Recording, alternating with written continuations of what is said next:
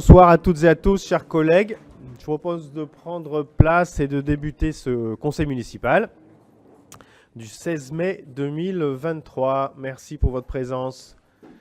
Je vous rappelle que c'est en vidéo transcription, diffusé sur le web, quoi. Donc l'appel, si vous le voulez bien, donc présent. Edwige Luc Bernet, présente. Marc Chauvet, présent. Nadia Benjeloun Makali, présente. Vincent Boivinet, présent. Amélie Cohen-Langlais, donne procuration à Marie-Laure Pirot. Olivier Gaudichaud, présent. Fabienne Cabrera, présente. Pierre Wallet, présent. Christelle Baudret, présente. Cathy Camille, présente. Xavier Marie Fédou, donne procuration à Nadia Benjeloun Makali. Bénédicte Jamédiez, présente. Jacques Reynaud, présent. Isabelle Taris, présente. Benoît Dancona, présent. Pascal Labadi, présent. Sadia Hadj-Abdelkader, présente. Sylvaine Panabière, donne procuration à Vincent Boivinet. Guéno Léjean, donne procuration à Pierre Wallet. Marie-Laure Pirot, présente. Tiffaine Cornachiari, donne procuration à Edwige Luc Bernet. Laure Desvalois, donne procuration à Marc Chauvet. Nabil Enadji, présent. Aurélien Desbas, présent. Florian Darcos, présent. Kéwar Cheban, donne procuration à Florian Darcos. Idriss Benkelouf, présent. Christian Bagat, présent. Mohamed Mishrafi, donne procuration à Alexandre Diaz,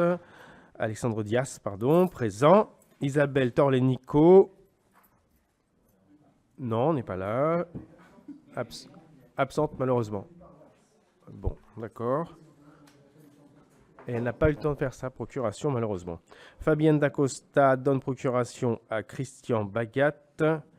Christophe Thomas présent et Seyna Bougueil présente. Voilà, donc le quorum étant atteint, je vous propose de commencer ce conseil municipal sur quelques annonces rapides avant d'attaquer l'ordre du jour. Dire que la semaine dernière, nous avons inauguré la maison de l'enfant et des parents. Un grand moment, il y avait énormément de monde, beaucoup de familles, beaucoup d'enfants. Beaucoup d'agents municipaux et également de partenaires associatifs notamment, mais aussi partenaires institutionnels. Voilà, donc c'est un lieu qui vit bien depuis quelques mois, qui va prendre de plus en plus son rythme de croisière. Un lieu ressource, vous le savez, chers collègues, autour de la parentalité, voilà, du désir d'enfant jusqu'à gérer les crises d'adolescence. Donc écoutez, il y aura des ateliers, des expositions, voilà, des conseils, enfin voilà, donc tout l'écosystème familial sera représenté et porté. Donc voilà, je remercie Cathy Camille et Vincent Boivinet d'avoir porté ce beau projet. Ouvert à toutes et à tous, gratuitement, bien sûr.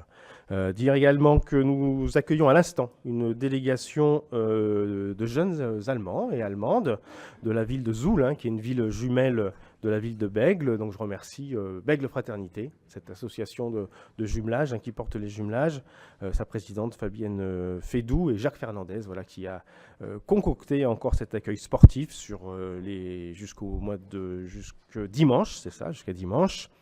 Et je remercie également Benoît Dancona, voilà, l'élu en charge des jumelages.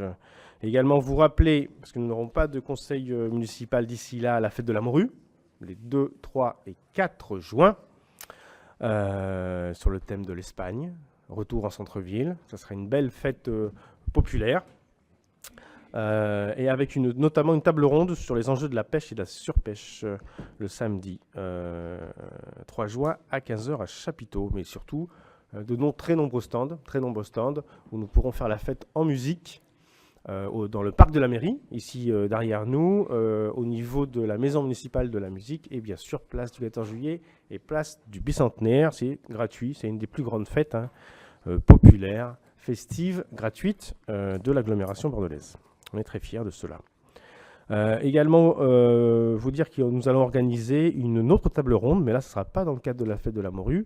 Ça concernera les enjeux de légalisation encadrée du cannabis. Retenez cette date, avec un grand nombre de personnalités, le 15 juin à 18h au campus de la Croix-Rouge sur les Terre-Neuve, avec un grand nombre d'intervenants sur les enjeux médicaux, sociaux, économiques, de tranquillité publique, sur la consommation de ce produit stupéfiant. Et les enjeux, évidemment, pour nous, c'est comment réduire la consommation, comment contrôler les trafics, les réduire, et comment éventuellement d'ailleurs l'utiliser à des fins thérapeutiques. Il y a une expérimentation à l'heure actuelle.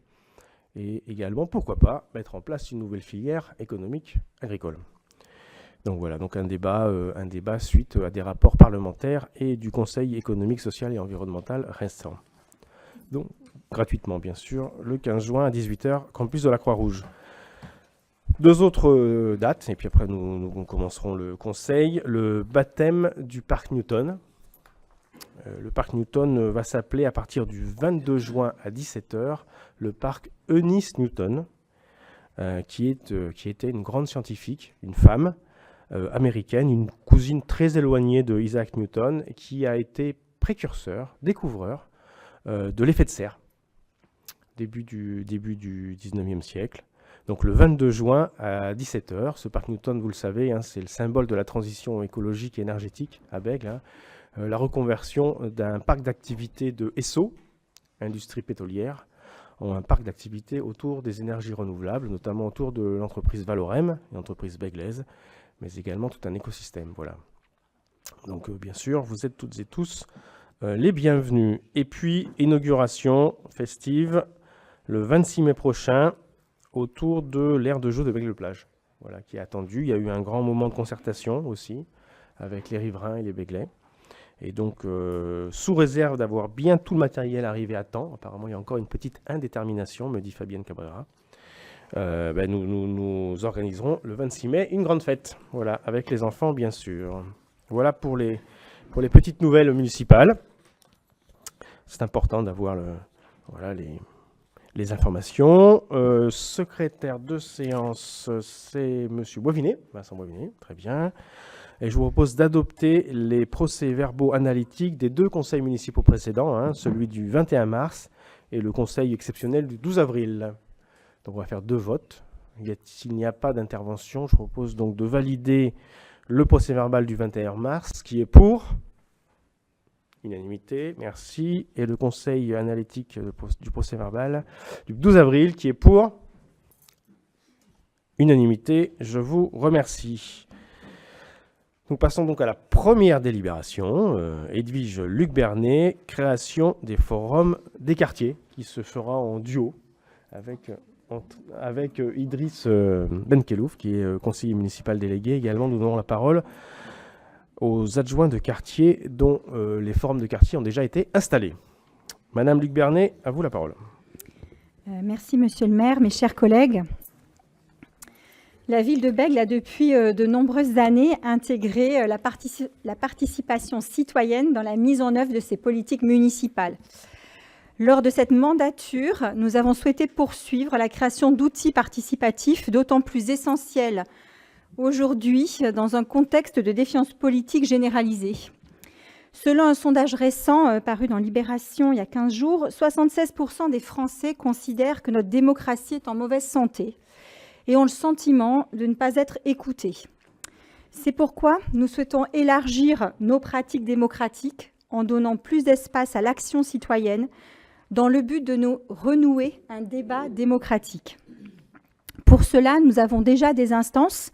Je souhaitais juste rappeler le Conseil municipal des jeunes qui a été un des premiers conseils municipaux des jeunes puisqu'il a 30 ans aujourd'hui et qui fonctionne très bien et qui est désormais associé en concertation portant sur l'aménagement d'espaces publics. Donc les jeunes, les enfants ont aussi leur mot à dire dans la participation. Nous travaillons également actuellement avec Isabelle Taris à la refonte d'un conseil des sages, un conseil des seniors, nous on préfère dire un conseil des sages, mais j'espère qu'on aura une annonce à vous faire au mois de septembre à ce sujet. Nous y travaillons actuellement pour donner aussi la parole aux seniors dans notre ville. Idriss y reviendra à la fin de mon propos. Nous avons travaillé une plateforme numérique destinée à la participation. Donc, je n'en dirai pas plus, il complétera ensuite. Donc, ces outils existants, il nous a semblé évident qu'il manquait un échelon, peut-être un échelon au niveau des quartiers béglés. C'est pourquoi On a poursuivi notre action depuis le début de la mandature. On a déjà instauré avec Vincent Boivigny une votation sur les rythmes scolaires, si vous vous souvenez bien, en novembre 2021, où on a donné la parole aux habitantes et aux habitants afin qu'ils nous fassent part de leurs souhaits sur les 4 jours et demi d'école. Donc, le résultat a été 4 jours et demi. Nous avons tenu compte de ce résultat. Le maire l'a appliqué, comme nous nous étions engagés. Nous avons eu aussi une votation sur les orientations de la fête de la morue, avec un questionnaire assez complet, notamment sur son implantation. Rappelez-vous, il y avait le choix de la plage ou du centre-ville. Et puis, nous avons aussi en cours, actuellement, avec des partenaires, plusieurs opérations de concertation autour de projets structurants du territoire, comme l'aménagement du parc des Terre-Neuve qui est mené par Olivier Gouduchot, la programmation du paysage du musée de la création franche par Nadia Benjeloun ou le parc des Sœurs de la Charité. Pour autant, nous avons souhaité une nouvelle échelle, un nouvel échelon de participation citoyenne et nous avons donc créé, on a déjà passé une délibération il y a quelques mois pour vous donner notre intention, nous avons donc créé 4 forums des quartiers. Donc ces forums des quartiers, ils sont représentatifs d'un découpage de la ville. Donc vous avez une carte qui est jointe en 4 secteurs, parce qu'il fallait bien définir des secteurs et surtout, ce sont des secteurs qui correspondent à nos 4 adjoints de quartier, donc qui sont les référents et des éléments extrêmement importants de ces forums de quartier. Ainsi, je vous propose de mettre en place ces 4 forums qui obéissent à une répartition territoriale suivante. Donc, on a le forum des quartiers nord-ouest qui regroupe les quartiers de la Castagne, la Rase, la Ferrade. L'élu de quartier étant Bénédicte Jamédiès, qui pourra vous dire un mot à la suite, puisque la première réunion s'est déjà tenue. Le forum des quartiers sud-ouest, Argous, Birambis, piloté par Cathy Camille. Le forum des quartiers nord-est, Le Prêche, Marcel Samba, Calais, Saint-Tujean, Liberté, avec Xavier-Marie Fédou. Et le forum des quartiers sud-est, avec Méribourg, Dora-Verduc, qui est piloté par Vincent Boivigny. Alors, globalement, je vais juste résumer les missions que nous souhaitons porter à travers ces forums des quartiers. C'est vraiment arriver à élaborer des décisions qui puissent servir l'intérêt général, participer au processus de prise de décision avec les habitantes et les habitants, s'approprier les sujets locaux et prendre en compte l'autre en s'écoutant les uns les autres. Pas toujours aisé. Et donc, ce sont vraiment des espaces conçus pour échanger de l'information, concerter aussi. Il y aura différents échelons de participation au sein de ces forums, des espaces d'échange. Parfois, on apporte de l'information, ce qui a été le cas des premiers forums où nous avons fait une présentation exclusive du prochain site Internet de la ville. Et aussi un espace d'interpellation, puisque les habitantes et les habitants peuvent saisir les élus pour leur faire part, remonter, soit des problématiques, mais pas toujours, aussi des souhaits, des propositions qu'ils peuvent faire sur le vivre ensemble dans leur quartier. Donc la composition que nous avons souhaitée, c'est vraiment une ouverture à toutes les Béglaises et les Béglés. Donc on a d'abord fait un collège d'habitants, donc non experts. Ce sont des volontaires, donc on a partagé entre des volontaires et des personnes tirées au sort. C'était la première fois qu'on réalisait un tirage au sort dans le cadre de la participation citoyenne. On a plutôt été satisfait du résultat. Je ne vous cache pas qu'il y a eu des disparités de territoires. C'est-à-dire des territoires où les personnes ont répondu oui et se sont engagées facilement. Sur d'autres secteurs, ça a été plus compliqué. Mais vraiment, notre souhait dans le pilotage de ces forums de quartier, c'était d'avoir un groupe d'animation qui était vraiment composé des habitants. Donc, c'est ce que nous avons mis en place par des volontaires et des tirés au sort, en sachant que la seule contrainte qui était exigée de notre part, c'était la parité du groupe. Voilà, c'était vraiment ça notre objectif. Ensuite, donc, on a un représentant institutionnel, on va dire, donc, qui est l'élu de quartier et l'élu à la participation, que ce soit Idriss Benkelouf ou moi-même. Et aussi des représentants du quartier. Pour l'instant, on n'a pas encore beaucoup avancé sur ce secteur-là, mais ça peut être aussi des représentants institutionnels ou d'associations qui sont importantes sur le secteur en question. Voilà, on va identifier ça avec les habitants, puisque ce sont encore eux, je le répète, qui pilotent les groupes d'animation. Le fonctionnement, il est simple. On a essayé de ne pas arriver avec une liste en leur disant, voilà, clairement, le fonctionnement que l'on souhaiterait. Mais on est vraiment dans une démarche de participation et on voit avec eux un peu comment ils ont envie de se structurer. Donc, ils échangent avec leurs adjoints de quartier. Nous avons mis en place pour certains des groupes WhatsApp, pour d'autres des rencontres. On doit dire que depuis le début, donc depuis le mois de mai, depuis même avril, depuis la création de ces groupes d'animation, il y a énormément d'échanges. On voit beaucoup de questions qui sont posées, d'échanges, c'est très vivant. Donc, c'est vraiment très satisfaisant pour la suite. Mais on a juste demandé à ce que les comités d'animation et les forums des quartiers se regroupent une fois tous les 3 mois environ. Et nous organisons une séance plénière, donc en présence du maire. Également, ce sera notre seule part active en tant qu'élu, en sachant que nous donnons aussi des moyens à ces forums de quartier en leur mettant à disposition les agentes et agents du service de la participation citoyenne pour qu'ils puissent s'organiser eux-mêmes, donc en réservant des salles quand ils ont besoin de se retrouver pour préparer une réunion.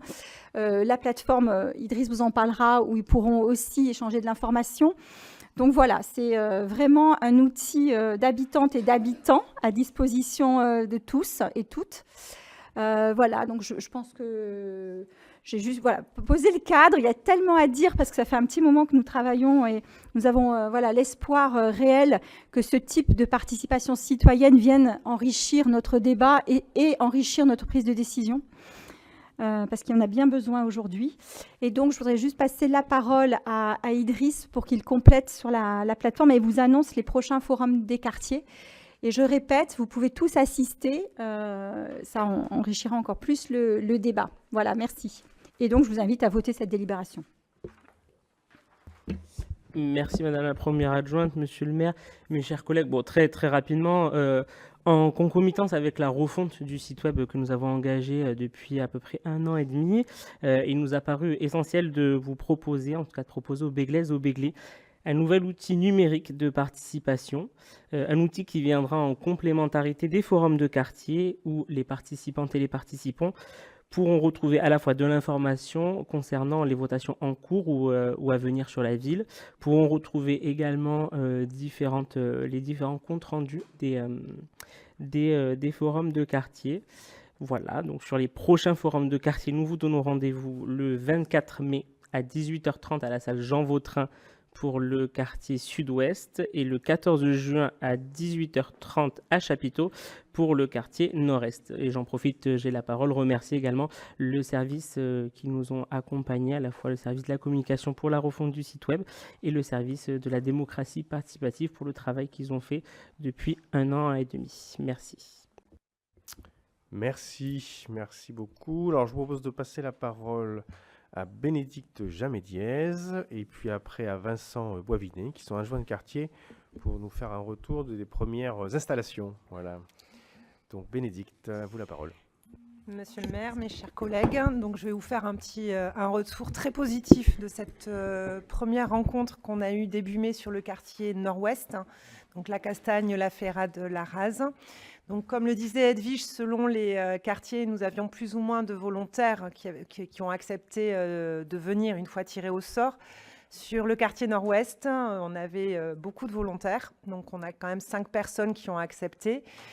Très intéressant aussi en termes de mixité, d'âge social. Donc, c'est vrai que c'est quelque chose qui était aussi très intéressant. Et pour montrer aussi que ça a été très bien vécu, il y avait beaucoup de monde aussi, c'est que depuis cette rencontre, on a à nouveau 3 autres volontaires qui nous rejoignent sur le groupe pour pouvoir proposer des suggestions donc, sur le quartier nord-ouest. Donc, pour vous donner quelques éléments, le groupe d'animation a fait intervenir le Radis Rouge qui est venu présenter, qui est très présent sur le quartier nord-ouest. Et vous donner quelques exemples de propositions de travail qui ont été suggérées par les habitantes et les habitants. C'est beaucoup autour de la végétalisation du quartier nord-ouest, en termes aussi d'écologie. Il y a quelques d'aires de jeu aussi. Donc vraiment sur du bien vivre ensemble dans le quartier. Et une autre suggestion aussi qui est très intéressante et qui permet d'aller au-delà du quartier, c'est pour ça que j'en parle aussi, ils ont souhaité avoir une intervention, voire une visite sur le projet Euratlantique. Donc c'est vraiment ce qui est intéressant sur les forums de quartier, c'est que ce n'est pas uniquement le quartier, mais c'est aussi toute la ville de Bègles qui intéresse les habitantes et les habitants. Merci beaucoup. Vincent. Merci, monsieur le maire, chers collègues. Donc j'ai eu le plaisir de co-animer et d'essuyer, alors pas d'essuyer les plâtres parce que ça s'est très bien passé, mais d'ouvrir la séquence le 3 mai dernier pour le forum du quartier Méribourg, le Dora Montmousseau, en compagnie de vous, chers collègues, mais également de trois habitants du quartier qui sont Isabelle, Julien et Saïda. Qui constituent aujourd'hui le collectif d'animation du forum de quartier.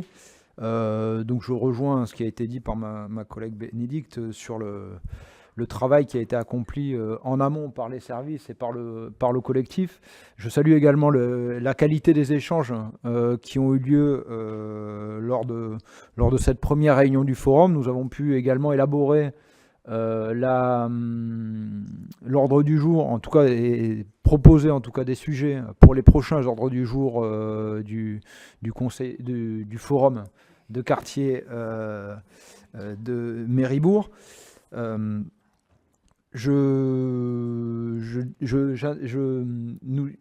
Excusez-moi.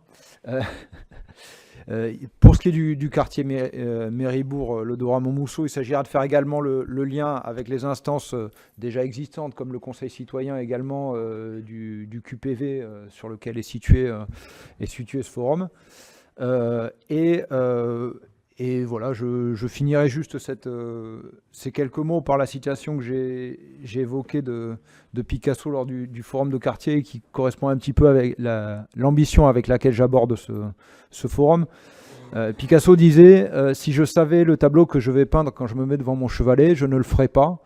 C'est un petit peu cette ambition de saut vers l'inconnu, mais vers quelque chose de très collectif qui aujourd'hui doit nous animer dans ces forums de quartier. Je vous remercie. Merci beaucoup. Donc vous avez compris que nous avons installé 2 forums de quartier, il en reste 2 installés début juin. Donc évidemment, toutes et tous, vous êtes bienvenus, en particulier si vous habitez ces quartiers. Vous le savez, notre politique municipale repose sur 3 défis, 3 enjeux: la transition écologique, la justice sociale et la démocratie participative. Donc voilà, nous mettons en place des outils, des instances qui vont permettre le débat. Et on sait combien, en ce moment en France, nous avons besoin de débattre et encore de débattre sur les enjeux pour lever un peu la colère que l'on sent monter dans notre pays, en tout cas les tensions fortes sur des enjeux nationaux. Et donc cette démocratie participative est ô combien nécessaire pour bien que notre démocratie évolue, pour qu'elle évolue d'une démocratie représentative vers une démocratie participative, pour que tous et toutes puissent prendre en main ce qui les concerne, à savoir le bien public et la vie collective. Mais à mon tour de remercier les services qui portent ces projets. Chers collègues, y a-t-il des prises de parole? Christian Magatte, allez-y. Merci, monsieur le maire. Mes chers collègues, c'est une belle chose que cette création des forums de quartier. Ça nous permettra d'échanger, d'entendre et surtout d'écouter. J'ai bien entendu Edwige. Elle a dit à plusieurs reprises, elle a parlé de démocratie, elle a parlé de délibération, elle a parlé d'influence que pourrait avoir cette nouvelle création de forum de quartier. La seule crainte que nous avions, c'était, je l'enlève avec ce que je viens d'entendre par les intervenants, c'est-à-dire quel pouvoir pour ces instances. C'est-à-dire qu'il existe déjà les comités de quartier, il existe aussi le comité des sages, que vous souhaitez, je cite, relancer. Ça prouve qu'il ne fonctionne pas trop, malheureusement, pour ne pas dire qu'il n'existe plus. Voilà. Donc, il faut relancer tout cela. Je voudrais dire un mot particulier sur le CMJ, qui est vraiment, moi je lis le conseil, c'est vraiment très riche d'idées sur la nature, sur le sport, le conseil municipal des jeunes, sur la manière de voir la ville. Je lis avec attention tous leurs comptes rendus qui sont pleins de bon sens, mais aussi leur déception sur la participation ou l'exécution de leurs projets. C'est le risque que nous avons dans ces choses, c'est qu'on ait des déceptions après. Mais il faut prendre ce risque, il faut le prendre. La force de notre commune est constituée de sa richesse associative. Tous les lieux de concertation sont les bienvenus, bien entendu. C'est une aubaine pour la démocratie. C'est pourquoi l'Espoir Begley vote pour cette délibération.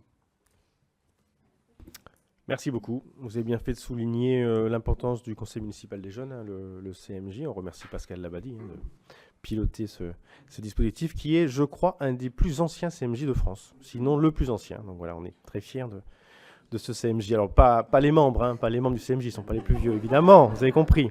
Mais l'institution. Bon, je m'emballe un peu. Allez, d'accord. Ah oui, après Schiltigheim. Ah oui, d'accord. Donc, bon. Donc c'est dans une ville proche de Strasbourg. Bah, écoutez, je propose de passer au vote.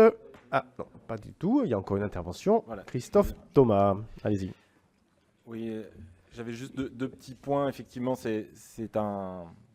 le dispositif est très structuré et je pense qu'effectivement, il va apporter aux Beglaises et aux Beglais un espace pour pouvoir échanger, converser, interpeller.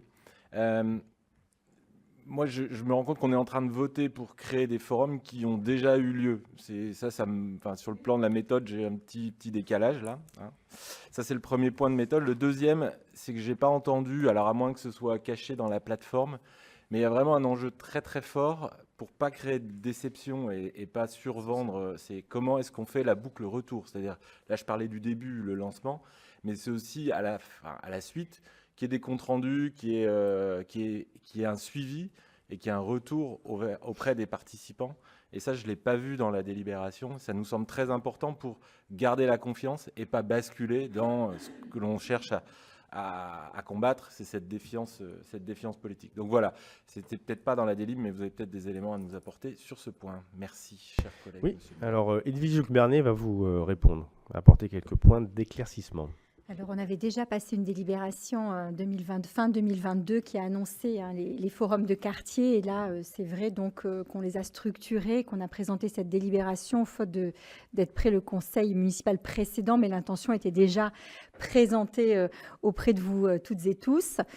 Et ensuite, je partage complètement votre avis. On voit bien aujourd'hui les enjeux de démocratie participative. Certains s'essoufflent du manque de transparence ou d'aboutissement en fait de ce travail citoyen. On l'a vu avec la Convention citoyenne sur le climat qui a généré beaucoup d'initiatives, de propositions et qui finalement n'ont pas été retenues par le président de la République. Et c'est fort dommage. Pour autant, on a vu que on a pu enchaîner sur la participation sur la fin de vie, qui a produit encore.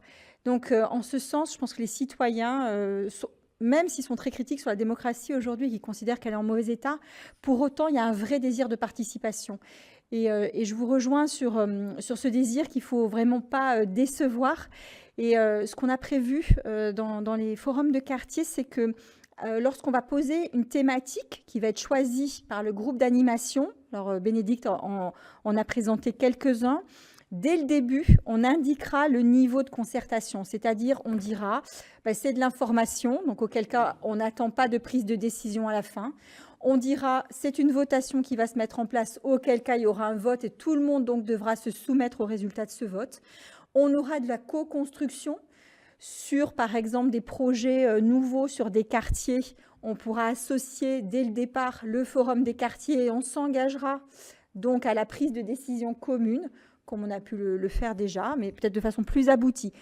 Donc, les adjoints de quartier, Idriss et moi et monsieur le maire, nous sommes les garants et je pense qu'il est vraiment très important d'indiquer le niveau de participation. En effet, pour être transparent sur la méthode, parce qu'il me semble qu'en effet, si on veut éteindre tout désir et toute volonté citoyenne, on ne s'y prendrait pas mieux qu'en ne disant pas cela. Voilà, et en laissant les habitantes et les habitants travailler sans les écouter et en ne tenant pas compte de leurs remarques. Donc nous, on a bien dit, voilà, il y a différents niveaux. Vous les avez dans la délibération.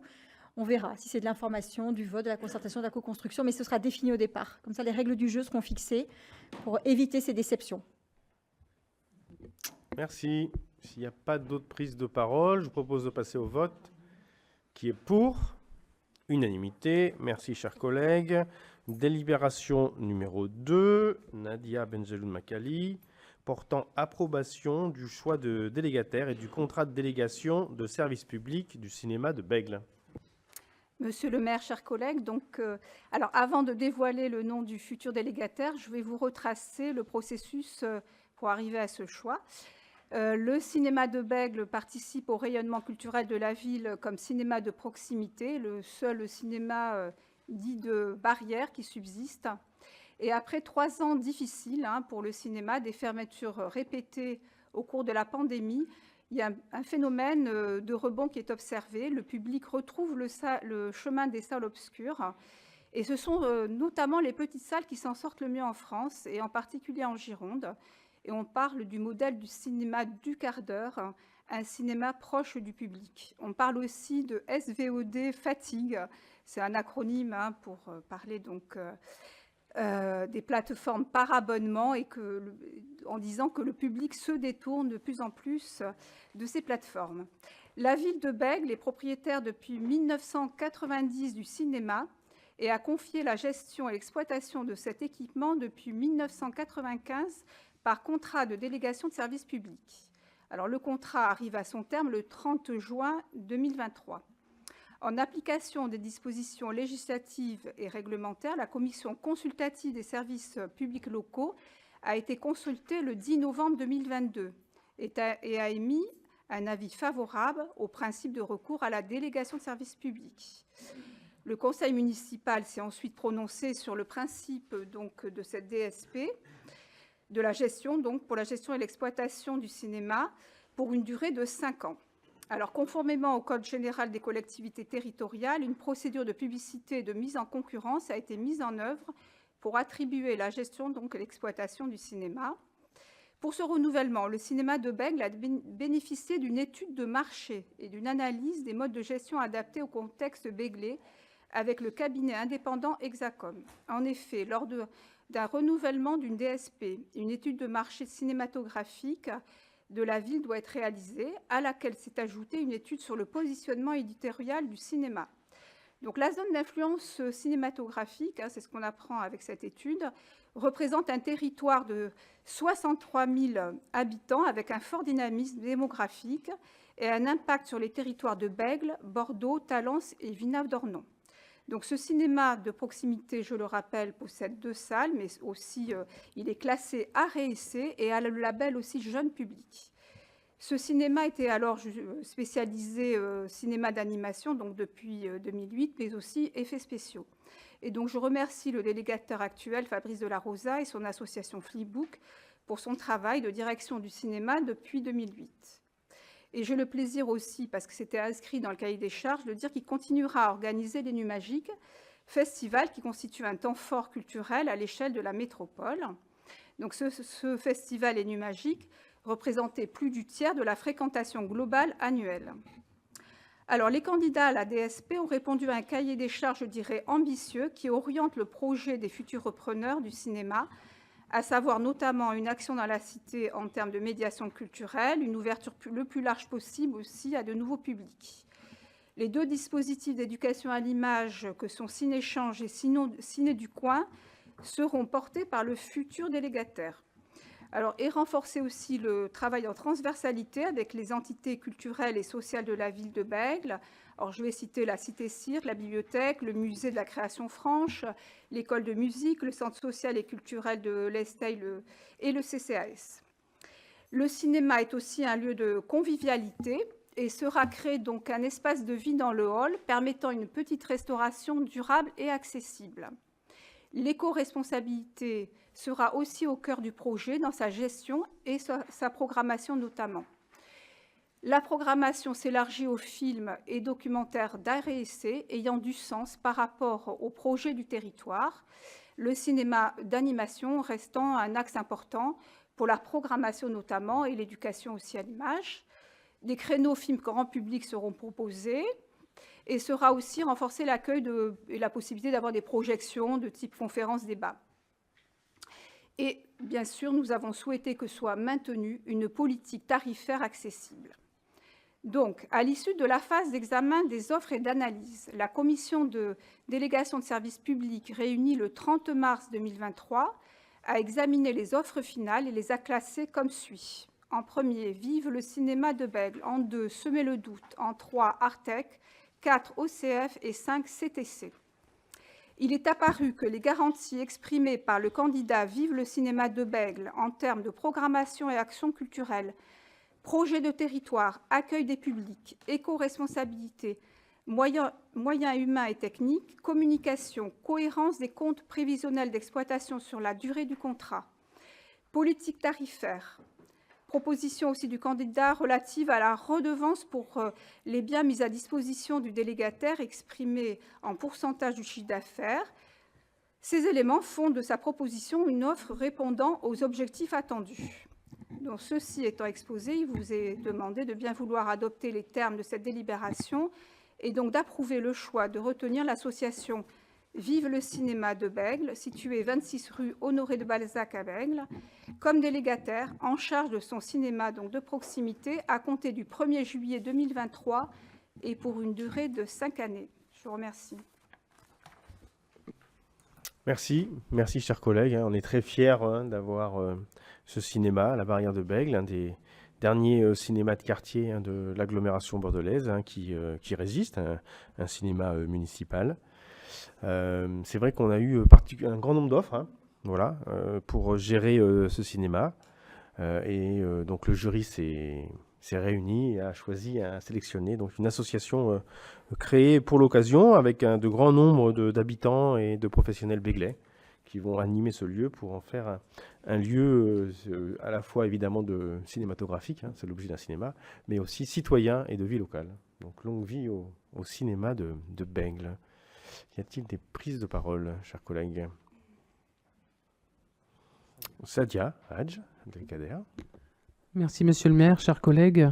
Bien sûr que nous nous réjouissons de la part significative de l'initiative citoyenne au sein de ce projet. C'est quand même un projet de structure, d'industrie spécifique, culturelle. Donc, sachez que nous serons et nous exprimons une certaine attention sur cette belle expérimentation. Merci à vous. Merci. On n'a pas peur d'innover à Bègles, en effet. Vous faites bien de le souligner. Okay. Christian Magatte, allez-y. Merci, monsieur le maire. Mes chers collègues, j'interviens sur une commission qui m'est chère puisque j'en fais partie. Je voudrais juste signaler qu'à la page 49, il y a une petite coquille. Notre chère Fabienne Dacosta n'est pas adjointe, enfin pas encore. C'est donc pour ça que je souhaiterais que l'on puisse corriger cette coquille, page 49. Voilà. Sur le fond du dossier en lui-même, je voudrais dire que cette délibération est importante pour notre cinéma. Ce cinéma de proximité dont on a fait le choix et que nous soutenons. Je rappelle que nous avons eu la chance extraordinaire d'avoir M. de la Rosa qui a été quelqu'un de très grand et qui nous a permis de grandir, même dans la période difficile de la Covid, puisque, je vous le rappelle, on a fait des bénéfices sur ce cinéma pendant cette période-là, pour de multiples raisons, mais enfin, c'était bénéficiaire. Le choix d'un collectif d'habitants béglés est une bonne chose, avec un beau projet qui est plein d'espérance. Mais je suis comme Sadia, j'attends pour voir. Nous votons volontiers cette délibération, mais il faut qu'on ait conscience qu'il y a un facteur risque de cette nouvelle société. Donc il faudra que nous les aidions, bien entendu, pas qu'avec des subventions, mais il faut que ça fonctionne bien. Mais voilà, merci. Non, il n'y en a pas de prévu, sauf dans le cadre des nuits magiques. Alors, merci. Donc, en effet, le Festival des Nuits Magiques va perdurer, avec à la manœuvre, évidemment, Fabrice de la Rosa, qu'on remercie toutes et tous de son investissement très fort, qui a porté un cinéma atypique en France, puisqu'un des seuls, sinon le seul cinéma 100% animation et effets spéciaux. Voilà, donc c'est une page qui se tourne quand même pour le cinéma, le festival à Bègles, pour une autre aventure. Voilà, c'était bien été souligné.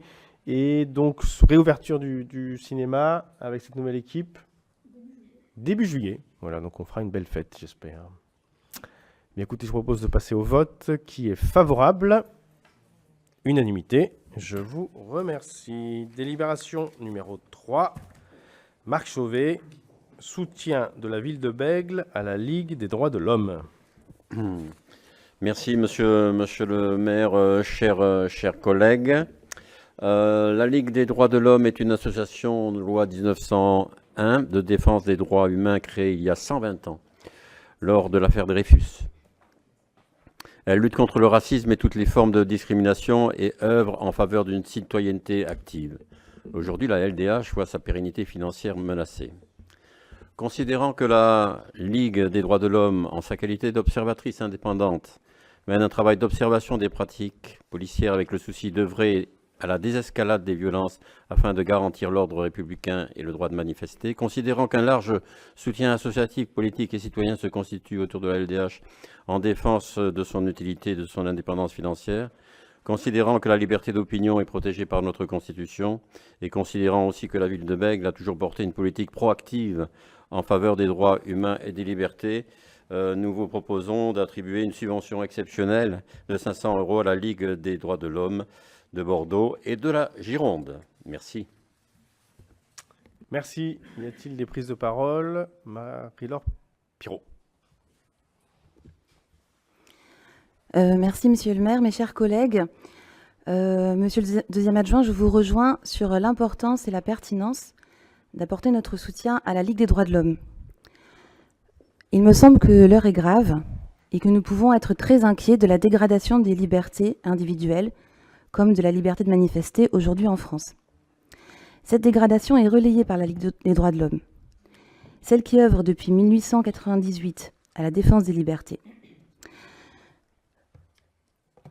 Justement, la Ligue des droits de l'homme a questionné, des députés ont questionné le 5 avril dernier à propos des violences à Sainte-Soline, Gérald Darmanin, le ministre de l'Intérieur, et celui-ci a évoqué la remise en question des subventions publiques accordées à la Ligue des droits de l'homme suite à la dénonciation par cette association d'un usage, je cite, immodéré et indiscriminé de la force à Sainte-Soline. En effet, la Ligue des droits de l'homme appelle actuellement le gouvernement à la raison et exige le respect des droits fondamentaux. Elle demande notamment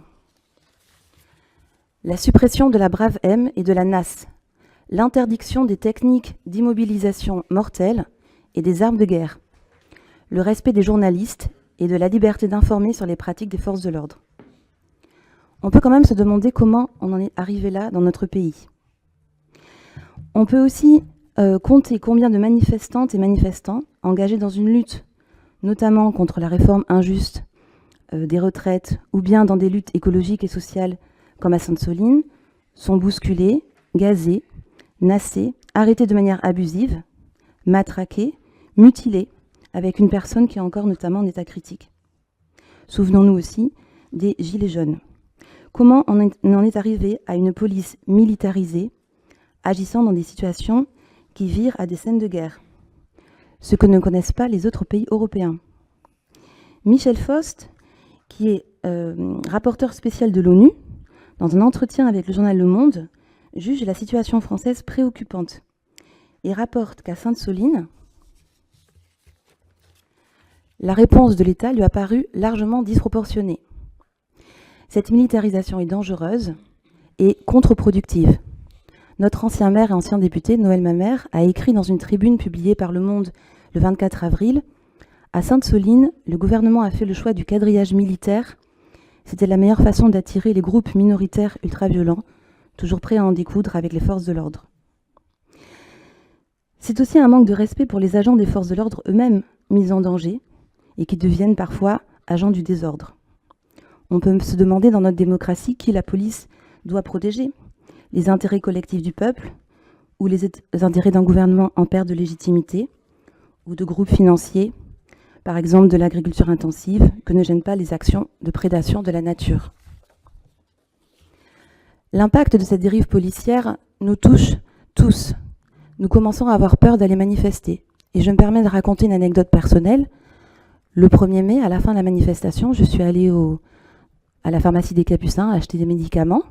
Et puis en sortant, je me suis dit que j'allais peut-être acheter un brin de muguet à la vendeuse qui était là avec sa petite table de camping.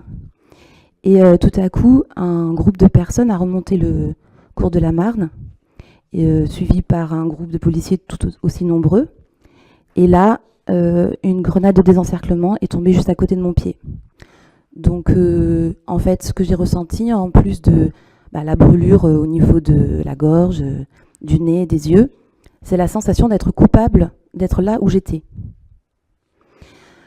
Beaucoup de manifestants et de manifestantes ressentent cette sensation et je pense que c'est un problème grave. Heureusement, il y a de l'information, notamment horizontale, et je me permets de saluer le groupe Begley, le groupe du collectif Begley, qu'on peut retrouver souvent en manifestation, et qui œuvre à transmettre des informations. Donc il y a des citoyens, mais il y a aussi des associations, comme la Ligue des droits de l'homme, et j'ai une grande fierté lorsque nous décidons que notre commune apporte un soutien financier à la Ligue des droits de l'homme. Celle-ci a mis en ligne une pétition que chacun et chacune peut signer pour la fin de ces dérives, de ces usages des forces de l'ordre. Et je cite à LDH, pour un avenir commun apaisé. Merci, Vincent Bobinet. Merci, monsieur le maire, chers collègues. Rappelez que dans quel contexte a été fondée la Ligue des droits de l'homme. Elle a été fondée en 1889 suite à l'affaire Dreyfus. Voilà. Et aujourd'hui, alors c'était maintenant il y a quelques mois, je vais rebondir sur la pétition que évoquait Marie-Laure. Le 13 avril, suite aux propos de Gérald Darmanin, un journal qui m'est cher, celui de Jean Jaurès, a publié une grande pétition qui a rassemblé immédiatement, qui a été publiée avec plus de 1000 signataires pour soutenir la Ligue des droits de l'homme. Et je pense qu'il nous faut répondre à cette exigence d'unité de tous les démocrates pour défendre ces organisations que sont les associations comme la Ligue des droits de l'homme qui défendent la liberté publique. Je partage beaucoup de ce que dit la Ligue des droits de l'homme sur la question du maintien de l'ordre qui est orchestré par la hiérarchie des forces de police pour aujourd'hui créer la violence. Je déplore aussi, et je tiens à en parler, les violences qui sont exercées par une minorité de manifestants et qui aujourd'hui font que certains d'entre nous hésitent à aller manifester, que les cortèges syndicaux sont parfois caillassés. Le point du Parti communiste à Paris, lors du 1er mai, a été attaqué. Des élus sont pris à partie alors qu'ils manifestent avec les salariés. Et donc ça aussi, il faut qu'on soit en capacité de le dénoncer en bloc. Et nous, communistes, en tout cas, nous le dénonçons avec force. Et parce que si aujourd'hui, nous voulons que le mouvement des retraites soit gagnant, ce n'est pas par la violence que nous pouvons le gagner. La seule radicalité qu'aujourd'hui le pouvoir économique peut comprendre, c'est la masse. Et c'est d'être chaque jour plus mobilisé contre cette réforme. C'est pour ça que je pense qu'il faut que nous soyons très nombreux à la prochaine journée de mobilisation posée par l'intersyndicale qui sera le 6 juin. Et donc je vous invite à toutes et tous à être en grève. Je vous remercie. Je vous remercie. Y a-t-il d'autres prises de parole? En tout cas, par cette délibération, vous avez compris, la ville de Bègles apporte tout son soutien à la Ligue des droits de l'homme, qui est une véritable institution. Et bien sûr, nous ne pouvons que déplorer et contester cette dérive autoritaire actuellement que nous vivons, une dérive sécuritaire sur la répression des luttes sociales et des luttes environnementales que connaît notre pays. Donc cela a été dit, manifestation contre la contre-réforme des retraites, mais également manifestation sur les enjeux environnementaux et notamment de l'eau. Et donc notre soutien est plein et entier, et nous contestons également évidemment la violence exercée par des groupuscules qui n'ont rien à voir avec des manifestants, mais qui s'infiltrent dans les manifestations. Christian Bagat. C'est bien difficile de parler sur cette délibération, tant j'ai écouté tous les arguments.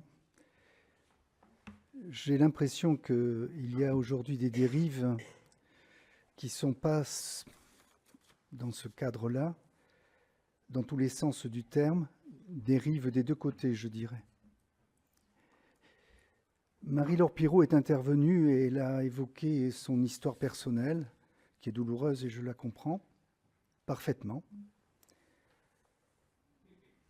C'est en fait la réponse que nous avons déjà dit quand il y a des subventions et des contributions financières publiques sur une association. Nous avons dit depuis le début que ce sont des engagements individuels et personnels.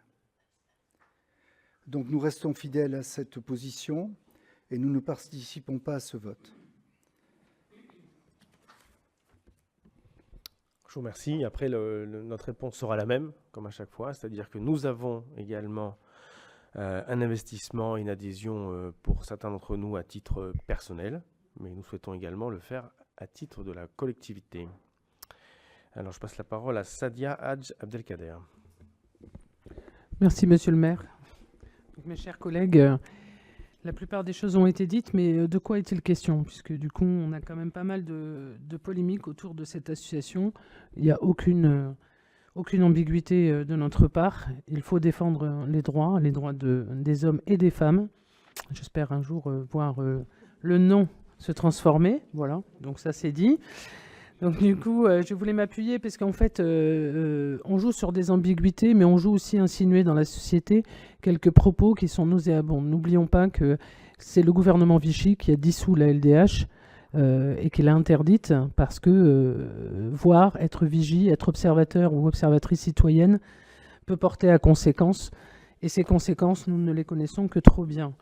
Donc, je vous invite à lire aussi le témoignage de Jean Glavany, qui était très proche et qui a été membre de nombreuses années au sein de cette association historique et de cette grande organisation, et explique très clairement les ambiguïtés, puisque la place de la Ligue des droits de l'homme est du côté du droit des citoyens et des citoyennes. Pour autant, sur certains débats, la hauteur républicaine n'a pas été de mise sur certains devoirs qu'il devait aussi également mettre en avant. C'est ce qui crée l'équilibre d'une vraie démocratie et d'une vraie république. Donc effectivement, on peut jouer sur ces ambiguïtés. La LDH est très claire sur sa position et ces ambiguïtés ont été amenées pour faire plaisir au Rassemblement national. Donc il faut quand même qu'on se le dise, puisque ces velléités sont sorties aussi par un député LR du Lot et par le fait du polissage de discours d'extrême qui font que nous banalisons certains phénomènes qu'il n'est plus entendable de laisser ainsi. Donc bien évidemment, plein soutien de notre groupe à ce projet de délibération. Nous soutenons bien évidemment la Ligue des droits de l'homme et l'investissement majoritaire. Merci. Merci. Jacques Reynaud. Oui, très très rapidement. Je ne voulais pas réagir, mais par rapport à cette délibération, je veux dire que ce qui a été dit par Vincent et Marie-Laure est important tout à l'heure. Je crois qu'il y a une politique aujourd'hui d'État, de volonté aujourd'hui de détourner le regard d'un certain nombre de choses et de porter une politique qui ne sent pas bon. Si je dis ça, c'est tout simplement que lorsque le ministre de l'Intérieur fait un focus sur la Ligue des droits de l'homme, alors même qu'il laisse, qu'il ne dit rien sur le défilé de néo-nazis dans plein Paris, voire de suprémacistes blancs en plein Paris en disant que c'est une manifestation, il ne se passe rien, donc ils peuvent manifester, ou effectivement, comme ça a été dit, en fracassant des militants écologistes pacifistes à Sainte-Soline ou ailleurs, c'est quand même tout à fait significatif d'une volonté politique délibérée, et je pense même que le premier responsable de cette politique, c'est le président de la République, il ne faut pas avoir peur de le dire. Aujourd'hui, c'est une volonté de ce gouvernement, présidé avec un président, qui sont en train de nous amener vers une démocratie en danger et qui prépare, en plus en stigmatisant systématiquement dans leurs interventions la gauche, notamment la gauche parlementaire, qui est caricaturée dans les interventions de divers ministres. Je pense qu'on amène petit à petit les Françaises et les Français à se tourner vers un parti peu recommandable et qui pourrait en 2027 effectivement faire beaucoup de voix lors d'une élection présidentielle. Je pense que c'est une situation assez grave. Donc en effet, à travers cette délibération, ça attire le regard, ça attire notre attention, et je crois que tous, et Christian Bagat dit ça, on ne vote pas cela, je pense que tous nous devons être concernés au-delà de la LDH. Et d'ailleurs, juste, je rappelle, j'en ai discuté il n'y a pas longtemps avec elle, il y a une association LDH à Bègle, qui est présidée par Rosa, ancienne élue, et qui porte ces valeurs. Voilà, je voulais juste dire ça. Merci. Tout à fait. D'ailleurs, nous avions organisé il y a quelques années de ça, avec la Ligue des droits de l'homme, une votation citoyenne sur le marché, sur le droit de vote des étrangers aux élections locales, d'ailleurs. Donc voilà, donc nous avons aussi des actions concrètes. Je propose de passer au vote. Qui est favorable, qui s'abstient, qui vote contre, qui ne participe pas au vote. Le groupe Espoir Begley, adopté à l'unanimité. Je vous remercie. Délibération numéro 4, Marc Chauvet, règlement intérieur des salles municipales. Bien, donc, chers collègues, monsieur le maire, c'est une délibération qui porte sur effectivement la création d'un règlement intérieur des salles municipales. Ce règlement avait déjà été travaillé un petit peu avec Isabelle Turlet, mais pas finalisé, en tout cas pas finalisé complètement devant un conseil municipal. Donc je remercie vivement d'emblée pour ce travail ma collègue Sylvaine Panabière, bien entendu, et Romain Porcheron et le service de la vie associative pour non seulement préparer cette délibération, mais aussi, vous avez vu, le règlement intérieur qui est annexé à cette délibération. Donc, je ne vais pas vous lire entièrement cette délibération. Dans le cadre de sa mission de service public visant à promouvoir les initiatives citoyennes, la ville de Bègles soutient l'organisation de ces manifestations par un accompagnement méthodologique, un relais de communication et la mise à disposition de locaux. Voilà, ces trois axes étaient quand même importants à rappeler. Donc, nous avons 10 salles mises à disposition. Je lis quand même quelques considérants, c'est important, considérant que dans l'intérêt de garantir la tranquillité publique, cher Pascal, et la sécurité des bénéficiaires des salles municipales, il a lieu de prendre les mesures nécessaires. Donc nous décidons d'établir un règlement intérieur d'utilisation des salles municipales qui sera adressé à toute association sollicitant une mise à disposition.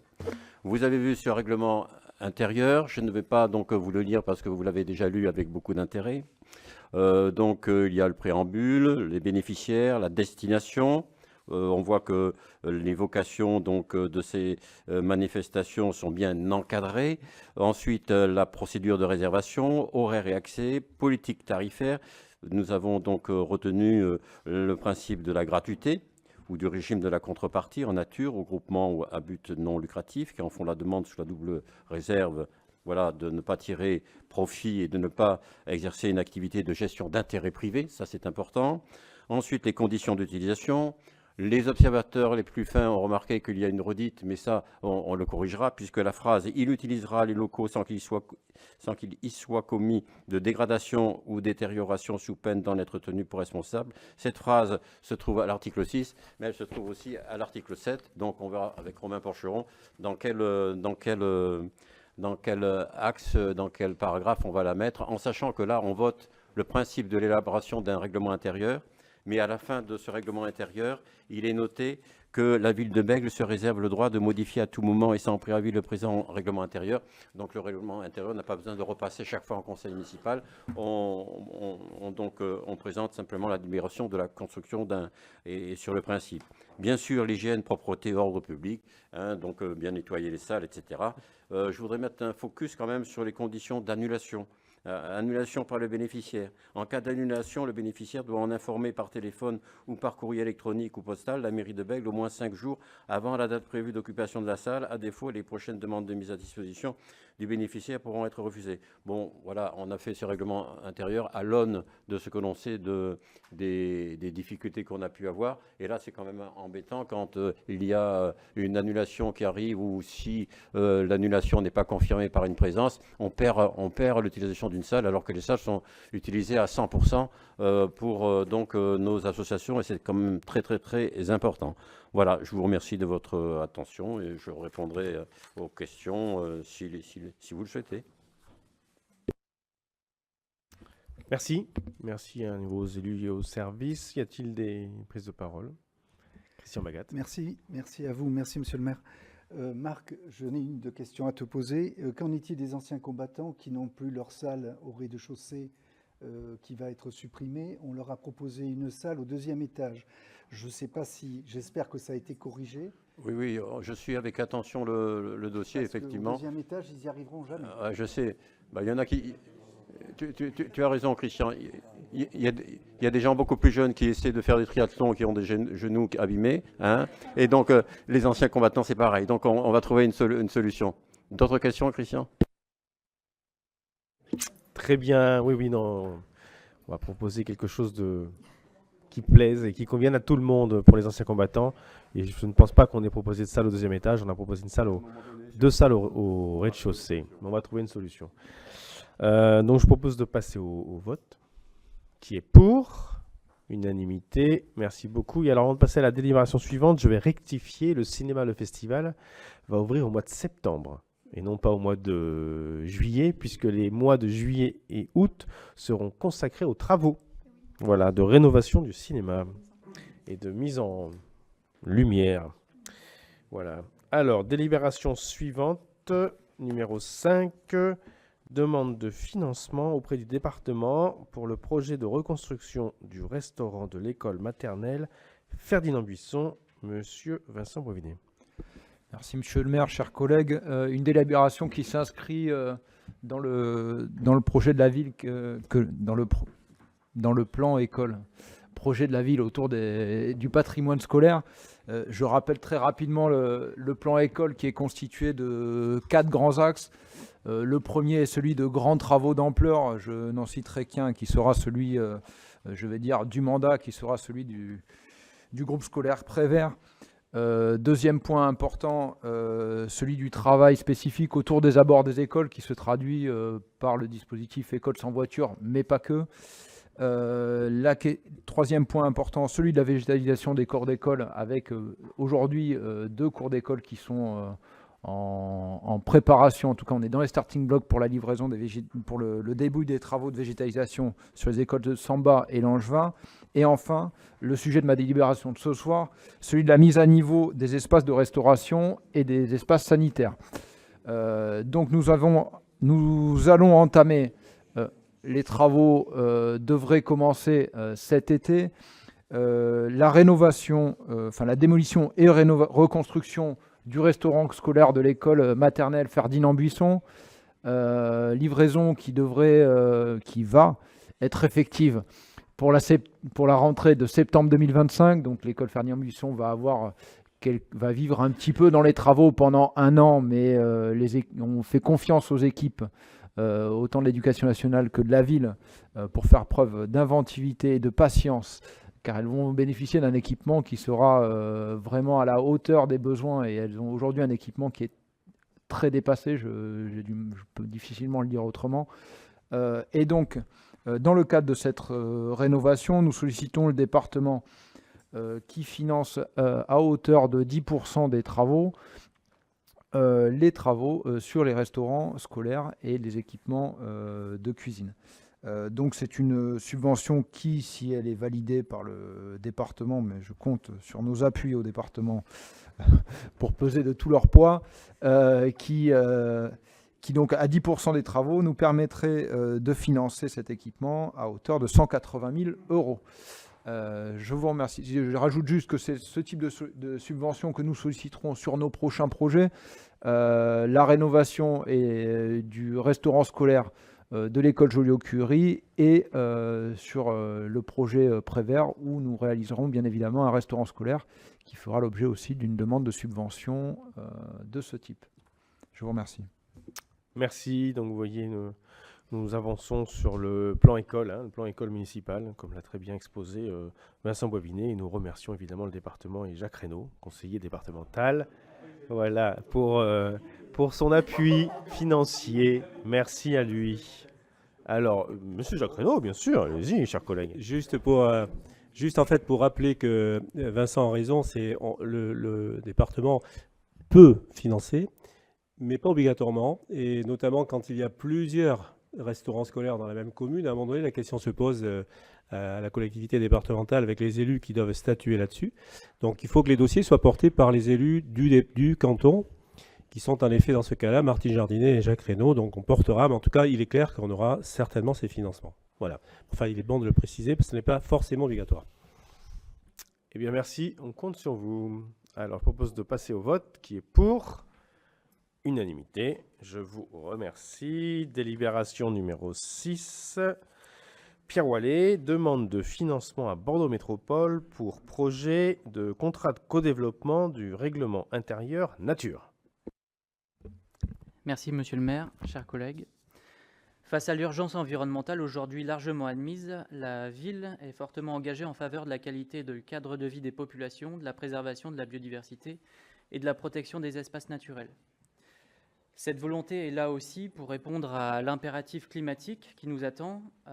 Pour rappel, il y a 3 semaines, l'État a acté un plus 4 degrés à l'horizon 2100. Donc plus 4 degrés aujourd'hui, à titre de comparaison, on est à plus 1,2 comparé à 1970. Plus 1,2, c'est 40 degrés l'été. Donc je vous laisse imaginer plus 4 degrés. Donc tout ça pour ça. Il faut que les territoires s'adaptent de ce côté-là, en termes de poumons verts à destination des habitants, mais aussi en termes d'urbanisme, etc. Donc sur cette question de financement auprès de Bordeaux Métropole, donc on fait appel à eux au titre du CODEV RI Nature. Donc CODEV, ça a été dit par Monsieur le maire, contrat de co-développement pour le règlement d'intervention nature de la métropole, puisque ce règlement d'intervention a été mis en place en 2018 et il permet aux communes de solliciter un soutien financier auprès de cette dernière pour les projets relatifs justement à l'achat de foncier, à la végétalisation de l'espace public, etc.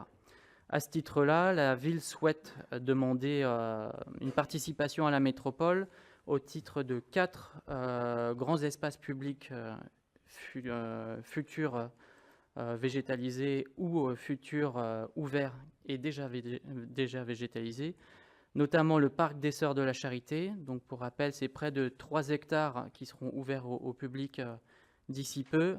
Ce qu'on sollicite, c'est près de 250 000 € de subvention à la métropole. On sollicite également une subvention de 50 000 € au titre de l'extension du parc de l'Esteille. Donc là, on est sur 6,5 hectares d'espace vert sur le sud de la ville qui s'insère également dans le delta vert, où là, on a beaucoup plus de surface naturelle. Et on souhaite également une subvention auprès de la métropole au titre de l'aménagement du parc des Terre-Neuves, où là, on a près de 3200 mètres carrés qui seront végétalisés.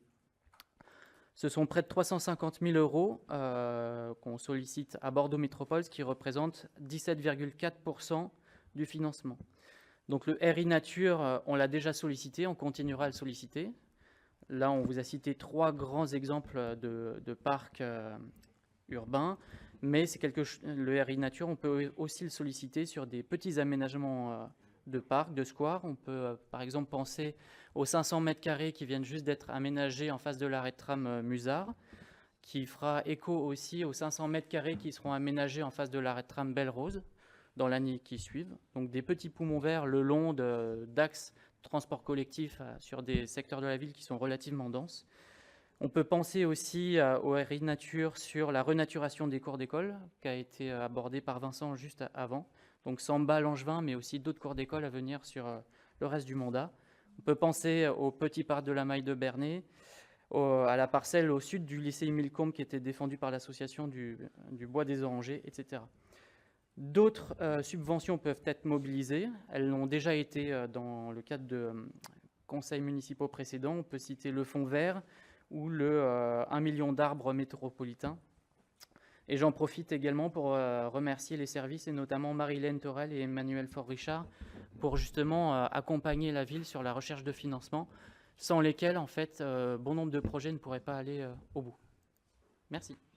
Merci, chers collègues. Moi aussi, je remercie les services cités. Merci beaucoup pour leur aide au financement. Et je tiens à souligner, évidemment, que la végétalisation de la ville est une priorité de l'équipe. Une priorité partagée par la plupart des habitants, évidemment. C'est une demande forte, que ça soit lié au cadre de vie, à la défense de la biodiversité, mais également à la création d'îlots de fraîcheur. Voilà, donc c'est vraiment nécessaire. Et on sait que les villes végétales sont des villes aussi bonnes pour la santé. Voilà, parce que l'environnement végétal et animal est propice à la bonne santé, à la qualité de l'air également. Christophe Thomas. À vous la parole. Et donc nous demanderons, excusez-moi chers collègues, évidemment au conseiller métropolitain, bien sûr de se mobiliser Je pense notamment à Tiffaine Corniacari, Christian Bagat et moi-même. Christophe Thomas, à vous la parole. Oui, monsieur le maire, chers collègues, cher Pierre, effectivement, on a regardé cette délibération avec attention et on a repris le contrat de Codev qu'on avait voté au mois de décembre. On a remarqué qu'il y avait peut-être une petite différence en termes de montant il y a même une sacrée différence dans la demande de subvention au niveau de l'aménagement du parc des Terres-Neuves. Dans les fiches, au départ, on envisageait un budget de 135 000 €. Là, on n'est plus que sur 50 000. Comment est-ce que vous expliquez cette différence? Est-ce que le projet a changé? Et deux, c'était aussi une question, est-ce que comme dans le cadre de la délibération précédente, il faut un soutien fort, ou est-ce que finalement c'est une attribution qui est autorisée, entre guillemets, à partir du moment où la demande est faite formellement par une de nos délibes? Merci. Pierre Wallet, est-ce que vous avez des éléments de réponse? Sur la première question, je pense que cela relève du fait que les subventions vont sur des thématiques bien précises propres à l'aménagement, et peut-être qu'on avait surestimé effectivement cette subvention. À titre de comparaison, si on prend par exemple le fonds vert sur les actions de désimperméabilisation des sols, à premier titre, on peut se dire le fonds vert, on va avoir plein de subventions au titre de la nature, sauf qu'il y a pas mal de subventions qui sont uniquement fléchées vers la renaturation des sols. Donc par exemple, ce n'est pas le cas vers la plantation d'arbres. Là, dans le cadre du RI Nature, je pense que ça relève de ça. On avait surévalué, et une fois qu'on échange avec la métropole, on voit que ça ne correspond pas forcément à tous les types de projets. Mais on verra aussi avec les services a posteriori. Il y a peut-être d'autres explications, et je vous en ferai part. Sur le deuxième point, je laisse monsieur le maire répondre, parce que j'ai en partie oublié. Non, si, je pense que quand on passe la délibération, on a bon espoir que la métropole valide, puisqu'on a déjà pré-instruit en fait les demandes avec les services métropolitains. Mais s'il y a une difficulté, soyez persuadés que les 3 conseillers métropolitains seront très vigilants. Je propose de passer au monsieur Bagat. Christian, il faut la parole. Oui, mon intervention, elle a été suggérée par Pierre, parce que Pierre, j'ai bien entendu, la maille de Bernay, tout est OK, on va avoir un parc. Monsieur Wallet, maille de Bernay. Sur la maille de Bernay, donc le foncier, à ma connaissance, est acquis, et derrière, il y avait une co-construction avec les habitants qui reste à faire. Exactement, voilà, c'est ça. Donc vraisemblablement fin 2023, nous allons commencer à concerter avec les habitants. Je propose de passer comme engagé. Passer au vote qui est pour unanimité. Je vous remercie. Délibération numéro 7. Fabienne Cabrera, convention relative à la mise en place, la collecte et la maintenance de conteneurs semi-enterrés sur la plaine des sports. Oui, alors comme vous l'avez déjà vu, les containers ont été installés à la plaine des sports. Ce sont des containers semi-enterrés, un de recyclage et un autre d'ordures ménagères, et un de containers verts. Maintenant, il s'agit de passer une convention avec la métropole afin que celle-ci assure une collecte une fois par semaine à intervalles réguliers des containers enterrés. Le coût qui a été investi pour ces containers à la charge de la commune est de 32 000 €. Donc on vous demande, mesdames, messieurs, de bien vouloir accepter de faire une convention avec la métropole pour la maintenance et l'enlèvement des ordures ménagères. Merci, chers collègues. Peut-être un mot sur la gestion des déchets sur la plaine des sports. Rappelez que on privilégie, comme dans certaines plages océanes, le fait que les utilisateurs de la plaine des sports en fait ramènent leurs déchets ou les ramènent au point de collecte, ce qui permet une réduction très forte du tonnage collecté. Tout à fait, et qui a été suite à plusieurs expériences pour la collecte des déchets sur la plaine pendant notamment l'été. Les petites poubelles qui étaient installées partout sur le territoire en fait étaient très vite remplies, et c'était les agents du service des sports qui 2 fois par jour devaient arriver à tenir à peu près en état, et on a arrêté ce système-là et on est venu à l'apport volontaire en entrée de la plaine des sports et sur du barque non pas enterré mais semi-enterré, pour ne pas avoir les désagréments que l'on connaît sur les secteurs de Terre-Neuve ou Terre-Sud. Merci. Christophe Thomas, à vous la parole. Oui, chers collègues, effectivement, en tout cas, bon, il n'y a pas de débat sur le fait de créer ces types d'équipements et de les implanter, d'implanter ces conteneurs à cet endroit-là.